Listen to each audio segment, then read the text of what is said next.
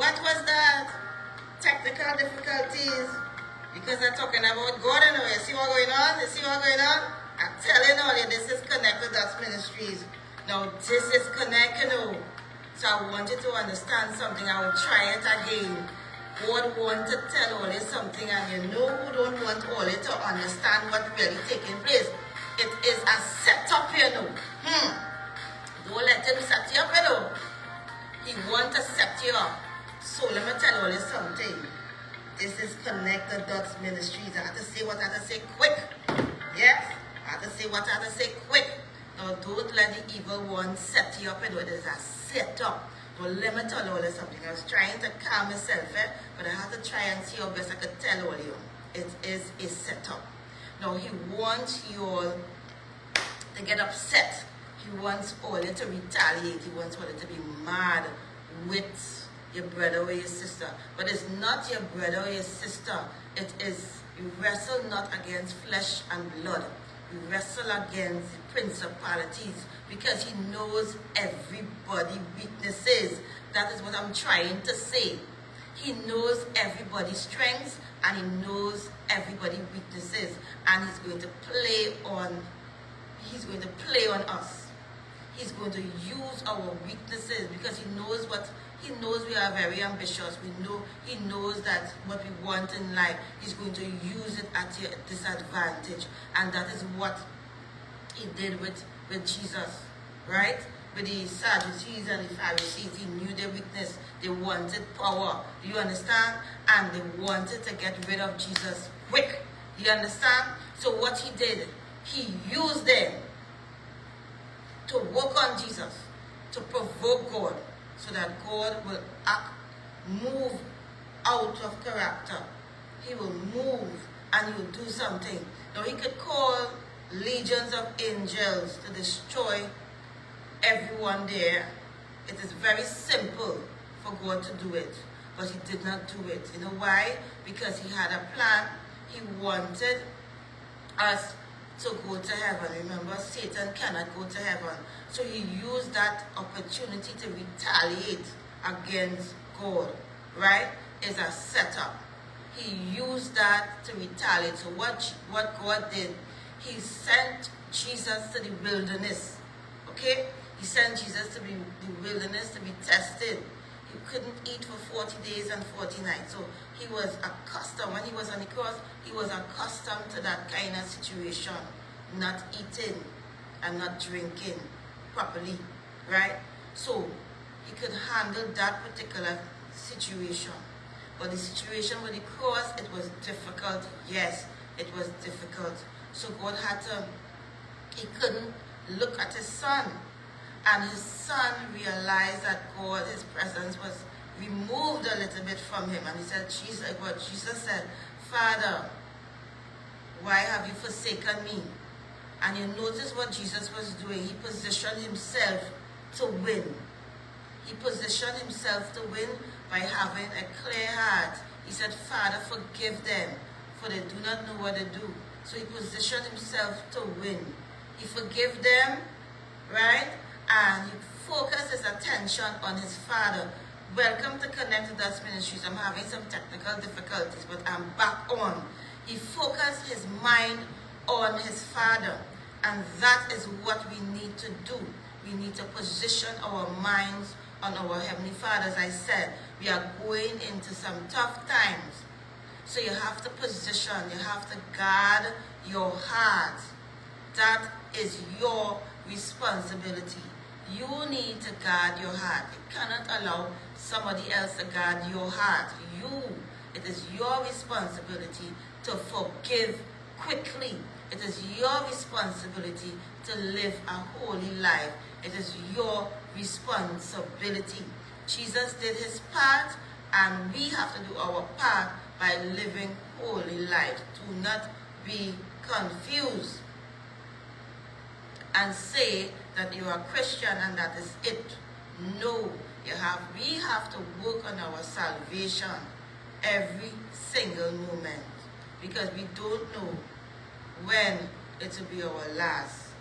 Life is so fragile. I don't know what will take place tomorrow. So we need to be very careful and understand it is a setup. Don't get trapped in that. Because Satan cannot go to heaven, He's preventing us from going there. He's preventing you from going there. How are you preventing you? By allowing persons to provoke you so that you will act out of character. Or you're not living a holy life and you're doing what you want to do and you feel that nobody watching. But guess what? God is watching all the time. I told you that. God is watching. At time I was going to a service and somebody out of the blue came and told me my business, every single thing. And she gave me instructions on what to do. And the Lord spoke to me. So the Lord is looking and He's watching. So I want you all to understand that tonight, right? So you see how much problems I get tonight because I'm telling you the truth, right? It is a setup.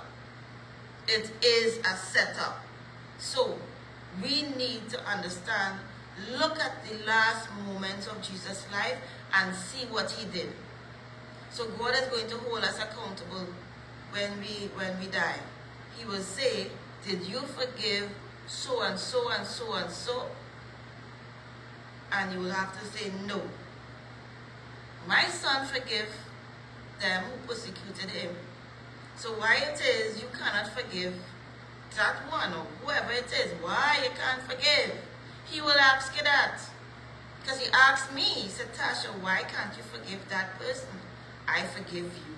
Why it is you cannot forgive that person? I heard it myself. I heard Jesus said it. Because I was praying, I said, God, I would say, Father, forgive me, right? Before you go to bed, Father, forgive me. And then I said, Jesus, forgive me. And he said, what about that person? Why you don't want to forgive? I forgive you. Why it is you don't want to forgive that person? Why it is forgiveness is so difficult? It's not because of pride, no. It is because they hurt your soul. So that is why you have to protect your heart. Don't allow anyone to hurt your soul. And even if they hurt the soul, you have to say, Father, forgive them, for they do not know what they do. And as I said before, people don't know what they do.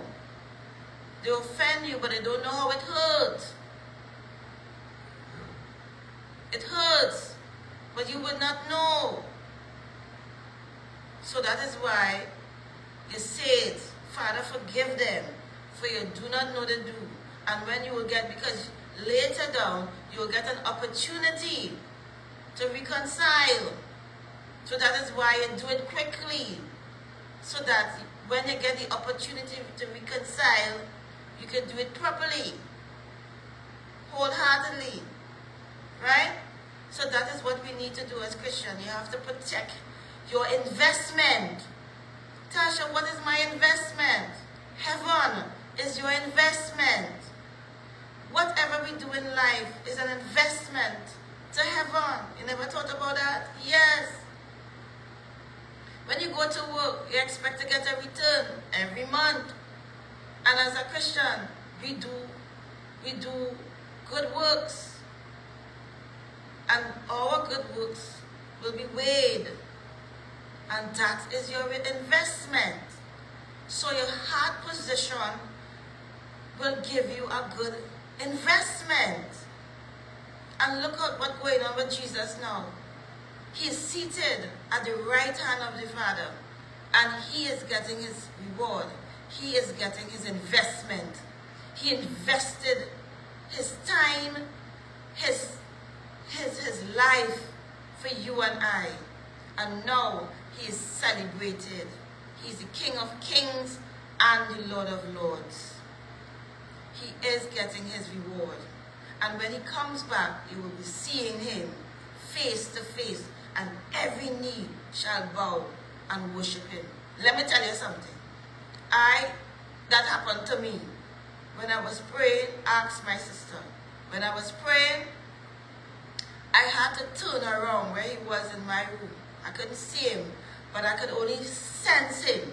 And I had to turn around and bow down and worship. I didn't see him. I could only sense his presence. And I had to do it. I was compelled to do it. I didn't let my body just went and bowed down to him because I have to do it. Every knee will bow down and worship him. I'm telling you that. Every knee will bow down and worship Christ. So let us do it now wholeheartedly and do it with a good heart and a good conscience. Don't let anybody allow you and I to miss out on heaven. That is why I'm saying offense will come. Offense will come. But when it comes, you have to say quickly in your mind, Father, I forgive them. Father, I forgive them. Father, I forgive them. No matter who it is, quickly. And don't play the same scenario over and over and over and over in your mind. Because you will not forgive them wholeheartedly. Don't record it in your mind. You know, this person do me this. And in your mind you play anything over and over and over and over. No, no, no, no, no. Let it go. That is what God said. Let it go like a kite. Let it go. So you'll be able to be free. You'll be able to be free. And whatever you're doing, whatever, if you're a professional, if you're working, whatever you're doing, you're working. You'll be working free. You won't be carrying around anybody in your mind. Free up your life. Free it up. So that you'll be able to work free as a professional. Come on, as a minister, as a pastor, as a doctor, as a lawyer. You'll be free. And you'll be free. You're so free that your whole body will be looking nice. You don't carry people around because they hurt you. No matter people hurt me. So what I realize, what I do is that I pray one time and I said, Jesus, forgive them, for they do not know what they do. And then I focus on the Father. I focus on Jesus. Focus on him so that he'll be able to deal with the situation. Let me tell you another secret that I realize what is taking place too.